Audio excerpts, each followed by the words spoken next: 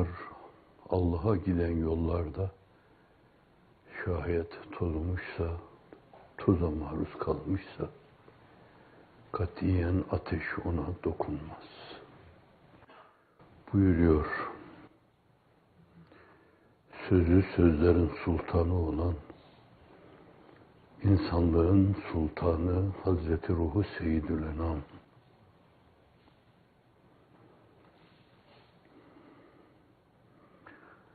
İnşallah sizin yolunuz aidiyet mülahazasıyla fezaili şöyle böyle onlara mensubiyet içinde bulunduğumuz kimselere bir yönüyle bağlamak, onları da görmek, bu da iddia olur. Onun için meseleyi meşiyeti ilahiye havale ederek İnşallah demek lazım. Lütfettiği şeyleri maşallahla takdir etmek lazım. Lütfedeceği şeylere de inşallah çağrısında bulunmak lazım. Dilerse maşallahu kân ve mâ lem yeşe' lem yekun. A'lemu ennallâhe alâ kulli şeyin kadir. Ve ennallâhe kad ahâte bi kulli şeyin ilma. O neyi dilerse olur, olmasını dilemediği de olmaz. O her şeye kadirdir. Duada ilave edilen şey ve kullu asirin aleyhi yesir. Zor gibi görülen şeyler nezdü-ülûhiyette gayet kolay, basit şeylerdir. Kün fekan tezgahına hükmeden zatu ecellu âlâ. Efendim kaf nun diye ifade ediyorlar. Kün deyiverince onunla meseleyi ifade etmek, meseleyi basite irca olur. Kontak anahtarına dokunma gibi. Kurduğu sistem, onun kurduğu sistem birdenbire harekete geçiyor. An söz konusu değil. Ama bazı meselelerde adet-i sübhani, mesele zamana yayılmış oluyor. Jeolojik dönemler, milyonlarca sene adet-i sübhani, en sonunda tacür eden arz üzerinde Allah Celle Celaluhu ondan aldığı çamurdan, hamurdan ceddi emcedimizi Hazreti Adem'i yaratıyor. Vücudu necmi nuranisi itibariyle cennet can buyuruyor. Fakat memnu meyveye el uzatmasıyla onu hamurunun, çamurunun alındığı yere gönderiyor.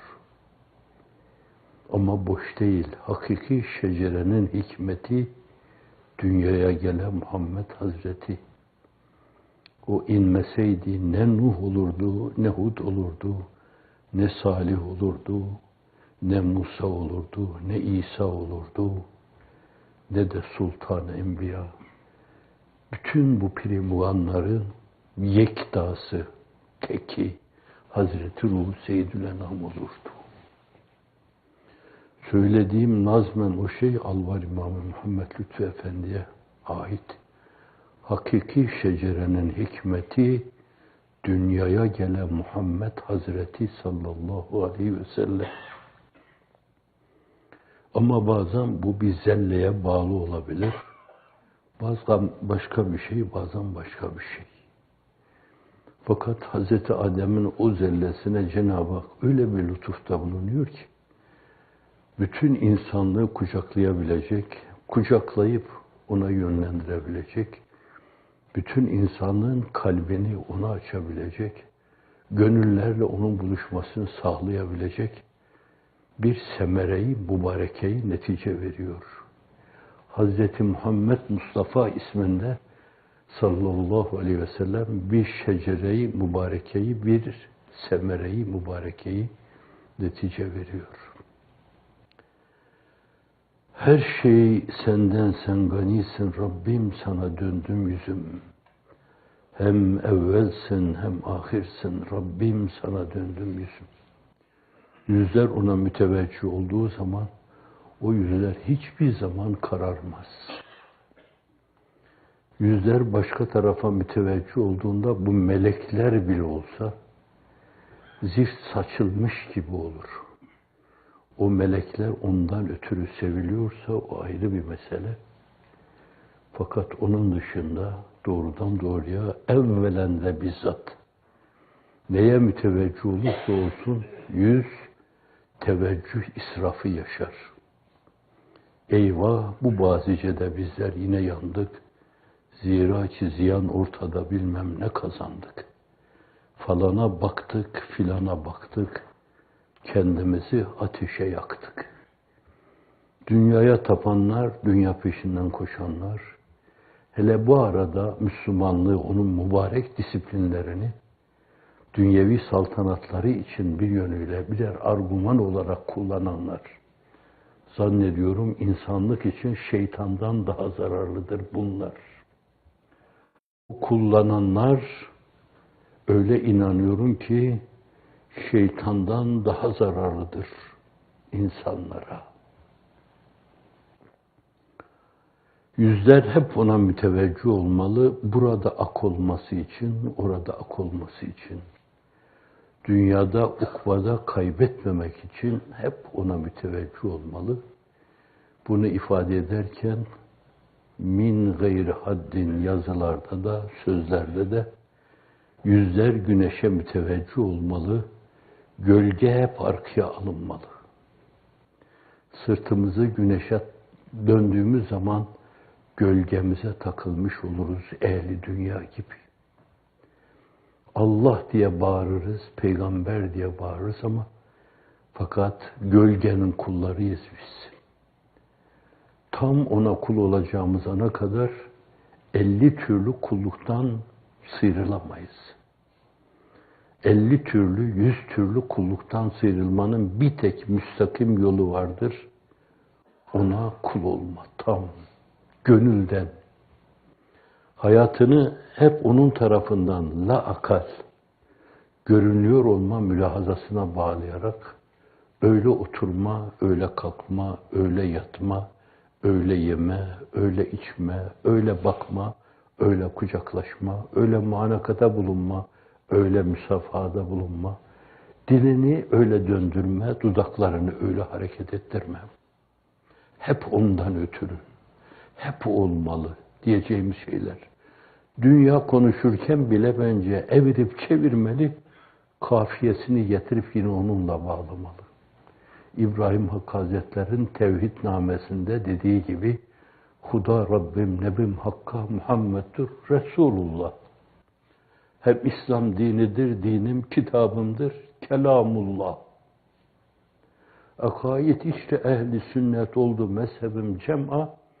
Emelde bu Hanife, Ebu Hanife mezhebidir, mezhebim vallah. Dahi zürriyetiyem Hazreti Adem, halilin hem milletiyem, dahi kıblem Kabe Beytullah. Bulunmaz Rabbimin zıddı ve niddi mislü alemde ve surette münezzehtir, mukaddestir, Teâlallah. Allah. Şeriki yok, beridir, doğmadan doğurmadan ancak. Ahaddir, küffü yok. İhlas içinde zikreder Allah. Kul huvallah, kul huvallah, ahad, samet, lem yelid ve lem yulad. Beyanların, hareketlerin, dil dudak oynatmanın kafiyesi. Bütün beyanlar bir şiir gibi, bir nazım gibi dizilirken, diziler halinde ortaya konurken mutlaka onun kafiyesi o olmalı. Ona bağlamalı.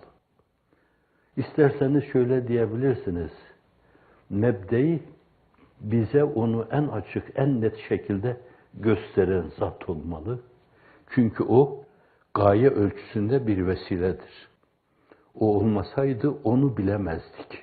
O birinci oyu biraz küçük o yazın ama büyük yani, büyük. Fakat sonundaki oyu çok büyük yazın. Bütün cihanı istihab edecek şekilde bir o. Onu hüve ifade ediyor. Onun için onu 3 defa tekrar ediyorlar. Hu, hu, hu diyorlar.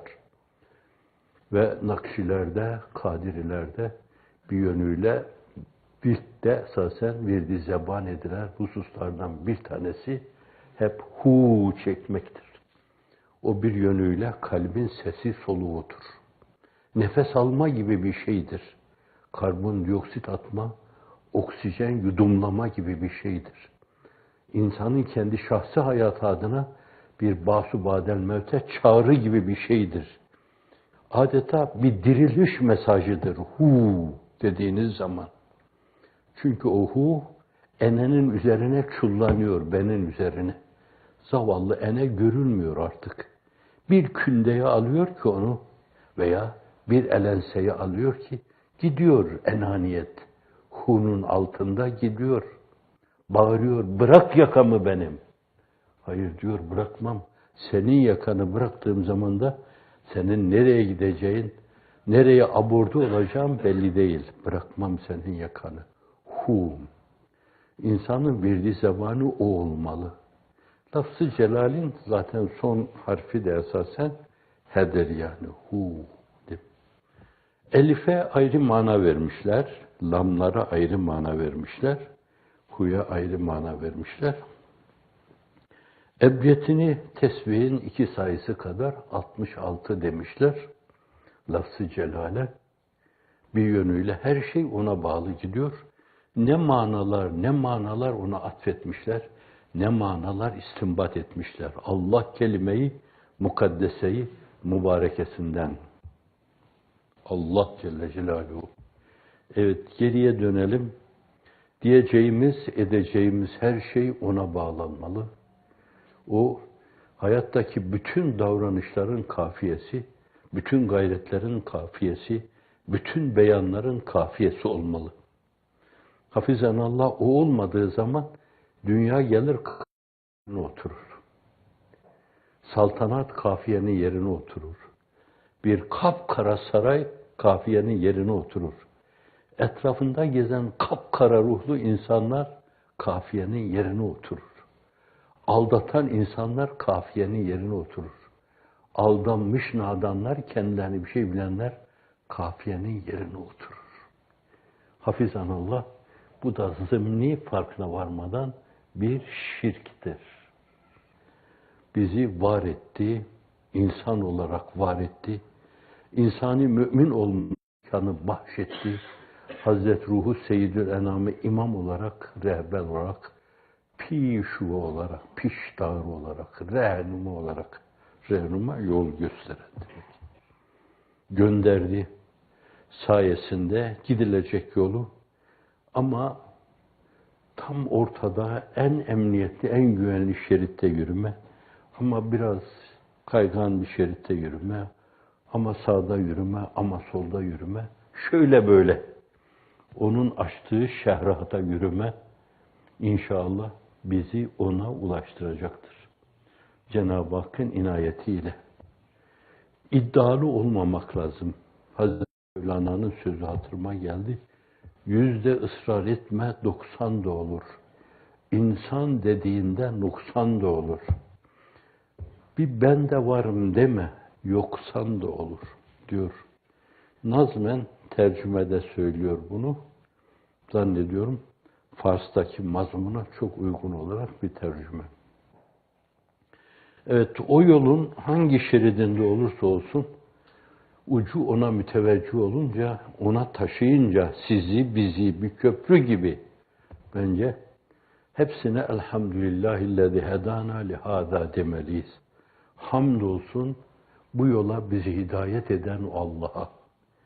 Onun ötesinde başımıza şu bela geldi, bu bela geldi. Günün mutasallıtları gibi, mütegallipleri gibi, mütehakkimleri gibi, Amnofisleri gibi, Ramsesleri gibi, İbn-i Şemsleri gibi, Hitler'i gibi, Lenin'i gibi, Stalin'i gibi, Gazzafileri gibi, Saddamları gibi insanları musallat etmiş ve onların eliyle ceza görüyorsunuz, hakarete uğruyorsunuz, tahkire maruz kalıyorsunuz. Karıncaya bile basmadığınız halde bilerek terör örgütü gibi gösteriliyorsunuz. Yuridun en yutfi'u nurallahi bi efvahihim ve ye'ballahu illa en yutimme nurehu. Onlar Allah'ın nurunu yaktığı meşaleyi hüf püf etmekle söndürmeye çalışıyorlar. Bir şem'a ki Allah yaktı, üflemekle sönmez. Allah'ın izni inayetiyle. Bazı kararmaya açık zihinleri karartabilir. Bazen nöronlara şerareler ifraz edebilirler. Az bulantı yaşayabilir onlar. Fakat sürekli olmaz. Bir gün onlar keşke derler. Siz de yanlarına sokulur dersiniz ki insan aldanabilir. Kullun nâsi hattâun buyuruyor Hazreti Ruhu Seyyidül Enam. Ve hayrul hattâine tevvâbûn. Her insan hata edendir. Hem mübalağa kipiyle ifade ediyor. Çok yaman, çok yavuz, hatacıdır her insan. Ama hata edenlerin en hayırlısı da çok yaman, çok yavuz, tevbekardır. Tevbe eder, doymaz tevbeye. İnabede bulunur, doymaz inabeye. Evbede bulunur, doymaz evbeye. Hep yüzü ona müteveccih. Allah'ım, Allah'ım, Allah'ım, Allah'ım der. Ve başına gelen her şeyi ondan bilir. Zuhura gelir neyse hükmeder, hakka tefviz-i umur et, ne elem çek, ne keder. Men amene bil kader, emin kader. Kadere iman eden kederden emin olur. Buyurulmuş, Hazreti Sahip Kıran, çağın sözcüsü de bunu kullanıyor. El hayru fi mahtarahullah diyor. Kim bilir şu anda sizin de sağa sola böyle saçılıyor gibi diyeyim de saçılmış gibi, saçılmış falan demeyeyim. Saçılıyor gibi olmanız kim bilir bunda da ne bir cilve-i rahmet vardır bilinemez. Siz bir zaman hissiyatınıza tercüman olmanın ifadesi olarak kendi kendime dedim durdum. Allahümme âli kelimetallah. İştirak ediyor musunuz? Allahümme âli kelimetallah ve kelimetel hak ve dinel İslam fi kulli enhâil alem ve fi kulli nevâhil hayâ ve da'nenel vudde beyne ibadike fis semâi vel ardı ve ec'alna min ibadikel muhlisîn el-muhlasin, el-müttakîn, el-veri'in, el-zâhidîn, el-mukarrabîn, el-râdîn, el-merdiyîn, el-sâfîn, el-muhibbîn, el-mahbûbîn, el-müştâkîn ilâ likâik ve ilâ likâi habîbik ve ahibbâik. Şimdi içiniz, kalbiniz bunu söylediyse, hep bu niyetle oturup kalktıysanız, dolayısıyla çetrefilli gibi görülen böyle bir yola sülûk ettirme diyeyim. Evet. İtme değil, sülûk ettirme. Sizin o işten yaptığınız dualara icabetin ifadesidir. Ne duruyorsunuz daracık sadece Anadolu'da, mübarek Anadolu'da? Efendim orada tazyik göreceksiniz. Eşkıya damgası yiyeceksiniz. Terör mührüyle mühürleneceksiniz. Burası sizin o dediğiniz şeye göre dar esasen. Ya tohumlar gibi dünyanın dört bir yanına saçılmalısınız. Tek bir tohumken başak olmalısınız. Allah'ın verdiği bereketle bazen bir tane tohum, 3 tane, 4 tane, 5 tane, 10 tane başak olabilir. Ve bunların hepsinde de 10 tane tane olabilir. 10 tane başak, 10 tane tane. Bir tane iken 100 tane olur. Kur'an'ın bir ayeti buna işaret buyurur. Meselüllezine yunfikûne evvelen fî sebillah kemesel habbetin enbetet seb'a senabile fî kulli sümbületin ma'atü habbe. Daha çok.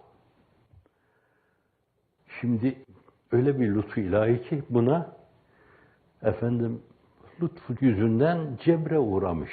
Onun için cebri hicret diyoruz. Cebri hicret. Gidin, size ait hususiyetleri, dininizin temel disiplinlerinden tabiatınıza mal ettiğiniz, içine işlediğiniz, bir derinliğiniz haline getirdiğiniz o değerleri dünyanın değişik yerlerinde birer meşherde teşhir ediyor gibi teşhir edin.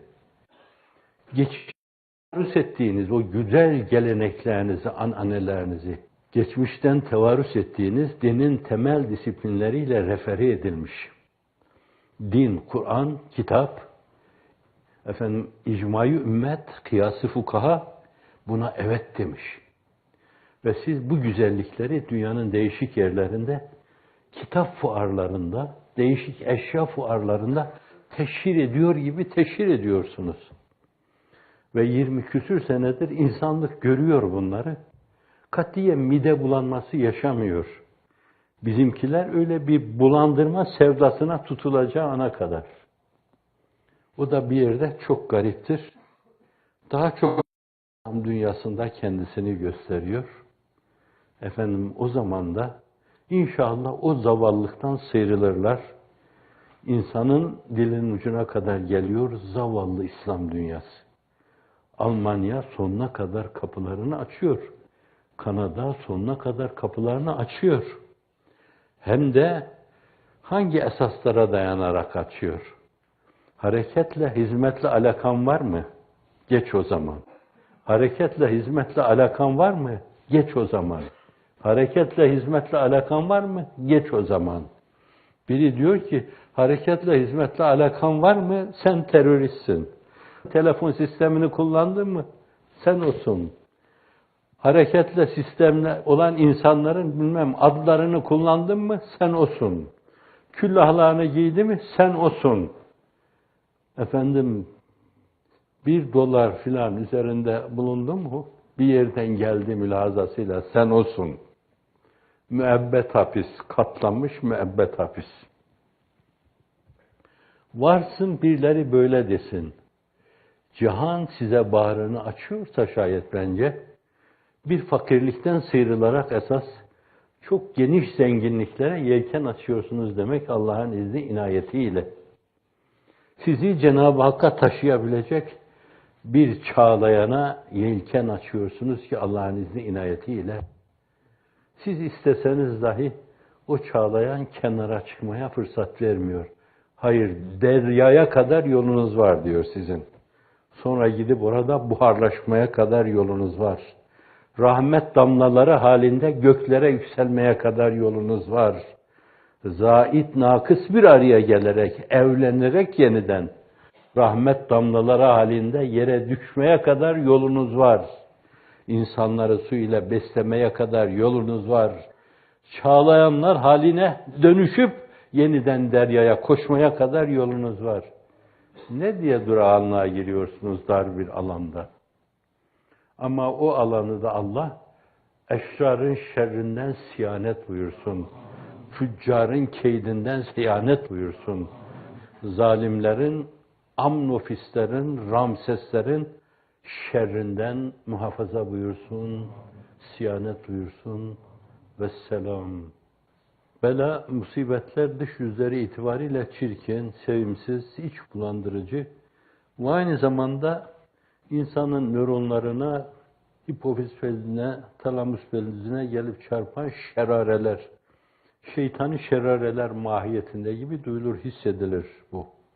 Fakat meselenin sonucuna, neticesine bakmak lazım. Ama bu görüyorsunuz ki bize ait, size ait değil yani. Asa en tekrahu şey'en ve huve hayrun lekum ve asa en tuhibbu şey'en ve huve şerrun lekum. Mesela ilahi kelimetullah istikametinde çekilen çileler. O mesela bir yönüyle duygu, düşünce açısından kıvamın önemli bir unsuru olan manevi cihatlar, mücadeleler, manevi savaşlar. Allah Resulü'nün sallallahu aleyhi ve sellem cihad-ı ekber dediği şey. Antiparantez arz edeyim. Günümüzde maddi kılıç kınına girmiştir. Kur'an'ın elmas düsturları, elmas prensipleri. Onlar hüküm fermadır. Küreselleşen bir dünyada o türlü şeylere gitmek katliamlara sebebiyet verir. Ardı arkası kesilmeyen savaşlar fasit dairesine sebebiyet verir. kısır döngüsüne sebebiyet verir. Hele günümüzdeki o korkunç silahlar, 45'lerdeki, 50'lerdeki Japonya'nın başına patlayan silahlar değil bunlar bugün. Bir yerde patladığı zaman Amerika'nın yarısını alıp götürecek kadar korkunç silahlar. Bir batılı düşünürün dediği gibi bir 3. Cihan Savaşı'nda maktul mezara, katil de yoğun bakıma kalkar. Şimdi buna karşı sizin kalkanınız, sütreniz, siperiniz insani değerleri öne çıkarma, sevgiyi öne çıkarma, kucaklaşmayı öne çıkarma. Burada bir şey soracağım. Vicdanlarınız acaba? Siz dünyanın değişik yerlerine sizler, sizin arkadaşlarınız açılırken bunun dışında ne götürdünüz? Efendim renk körüyüz dediniz biz. Efendim duyma sağırıyız dediniz siz. Dolayısıyla elin alemin değişik anlayışsızlıklarına karşı anlayışlı davrandınız. Duymaları gerekli olan mesmuata karşı efendim farklı duyucu oldunuz. Elin alemin farklı dil kullanmasına karşılık siz gönülleri yumuşatacak bir dil kullandınız. Kalbiniz gül gibi oldu. Gezdiğiniz caddeler, sokaklar, çarşı, pazar da Itriyat çarşısına döndü. Bağırlarını açtılar. Size yol verdikleri zaman eşrarın şerrinden emniyet adına yol verdiler. Gidin koruyamayacağız dediler sizi. Ama zannediyorum yüreklerine kan damlıyordu. Evet bir gün şartlar, konjonktür müsait olduğu zaman dönüp gideceğinizi, geleceğinizi bekleme sevdasıyla zannediyorum bir intizar içindeler şu anda da. İnşallah Cenab-ı Hak o günleri de gösterir. Eşrarın akim kalacak er geç o hainane gayretlerini, sahilerini, himmetlerini akim bırakır inşallah Teala. Evet geriye dönelim. Bazen dış yüzü itibariyle, kabuğu itibariyle çirkin görünen şeyler vardır. Fakat iç yüzü itibariyle çok latiftir. Biraz başta işin başında başlarken Alvar İmamı'nın sözüyle ifade ettik yani. Seyyidina Hazreti Adem'in yaşadığı bir zelleydi. Bir zelleydi ki ثُمَّ اجْتَبَاهُ رَبُّهُ فَتَابَ عَلَيْهِ وَهَدَى. Sonra Allah onu seçti, seçkinlerden yaptı. Ve arkadan gelen nesiller müstefeynel ahyardan saydılar. Ne dediler? Adem Sefiyullah dediler. Hakiki şecerenin hikmeti dünyaya gelen Muhammed Hazreti. Cennet gibi bir güzellikler esas otağından ayrıldı. Fakat bir yönüyle o otağa insanlığı çağırabilecek Hazreti Ruhu Seyyidül Enam gibi bir insana baba olma şerefiyle taçlandırıldı. ثُمَّ اجْتَبَاهُ رَبُّهُ فَتَابَ عَلَيْهِ وَهَدَى. Cenab-ı Hak öyle eylesin inşallah. Bu açıdan da başa gelen şeyleri mutlaka arkasında bir hayır vardır demeli. Dolayısıyla da elhamdülillahi ala kulli hal sive ahvali ehli küfri ve dalal. Ehli küfür ve dalaletin hallerinden başka her şeye hamdü sena olsun. Elhamdülillah küfretmedikten sonra, nankörlüğe düşmedikten sonra, Efendimiz'i tanımamazlık gibi bir bahtsızlığa maruz kalmadıktan sonra, bence gelse celalinden cefa, yahut cemalinden vefa, ikisi de cana sefa, lütfun da hoş, kahrın da hoş, Yunus Emre'ye ait de, başına gelen her şeyi gönül hoşnutluğu içinde karşıla. Ve bir gün o ufka vardığın zaman geriye dönüp diyeceksin, meğer yürüdüğüm yol ne yolmuş yani. Ayağıma biraz dikenler battı. Evet, Kıtmir kaçak geçerken, evet onu Halep'ten Türkiye'ye geçerken belki 1000 kadar diken ayağıma batmıştı. Çünkü ayakkabıları çıkarmak icap ediyor. İzlerden takip ederlermiş. Sınır geçiyoruz. Evet. Meğer ayağımıza batan o dikenler veya ineli fıçı gibi bir şeyin içine koymalar veya yurttan yuvadan sürgün edilmeler veya işte gözlerimizi bir kere daha yaşatan ailece esasen bir nehirde boğulmalar. Daha evvel 5 kişilik bir ailenin o nehirde boğulması. Daha evvel şöyle böyle dünyanın değişik yerlerinde kendilerine bir yönüyle aram edecek yer arayanlar geçerken bütün o deryaya daldılar ve boğuldular. Nice serürevan canlar, nice gül yüzlü sultanlar, nice Husrev gibi hanlar bütün o deryaya daldı ve boğuldular. Buna çağın amnofisleri sebebiyet verdi. Işık tuttular. Bağrımızı açarız dediler. Fakat onlar her birisi bir yerde, yolun bir yerinde bir yönüyle biçilmiş ekin gibi kırıldı ve döküldü. Binlerce. Şimdi de binlerce insan değişik zahmetler, meşakkatler, ızdıraplar, ızdırarlar içinde. Ama o zahmeti, o meşakkati Cenab-ı Hakk'a sunulan bir dua gibi kabul etmeli. O ızdırarı bir dua gibi kabul etmeli. Süfyan İbn Uyeyne Hazretleri'nin dediği gibi bazen bir muzdarrın duasıyla Allah bütün bir ümmeti bağışlar. İnleyin, başınızı seccadeye koyun, secdede içinizi Allah'a dökün.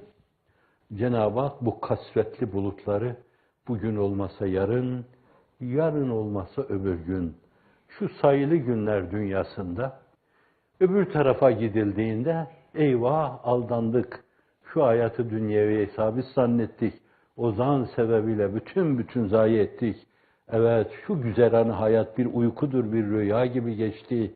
Şu temelsiz ömür dahi bir çay gibi akar gider, bir rüzgar gibi eser geçer, bir şimşek gibi çakar ve söner dememek için bence burada hayatı dolu dolu yaşamak Allah'ın izni, inayetiyle. Evet, asa en tekrahu şey'en ve huve hayrun lekum ve asa en tuhibbu şey'en ve huve şerrun lekum. Ama ne diyor? Vallahu ya'lemu ve entum la ta'lemun. Allah bilir, siz bilmezsiniz. O bilir.